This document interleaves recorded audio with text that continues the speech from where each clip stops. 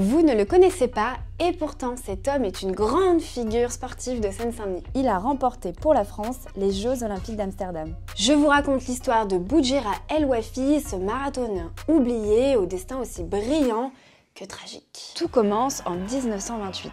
Boudjera El Ouafi est sélectionné aux Jeux Olympiques d'Amsterdam pour l'épreuve du marathon. Il faut dire que l'athlète, né en 1898 en Algérie française, s'est beaucoup entraîné en parallèle de son poste d'ouvrier chez Renault. Et il y fait une course exceptionnelle. Il dépasse les coureurs de tête à 5 km de l'arrivée et remporte le marathon en 2 heures, 32 minutes et 57 secondes. Boudjera El Ouafi devient alors le deuxième Français seulement à réussir cet exploit. Après sa victoire, mal conseillé et peu préparé à la célébrité, il part aux États-Unis pour vivre de son talent dans un cirque. Mais ce choix est contraire aux règles de l'amateurisme et à son retour en France, il est donc exclu de toute compétition par le Comité international olympique. Retour à la case départ, Boudjera El Ouafi il tombe dans l'oubli, il s'installe auprès de sa famille à Stein.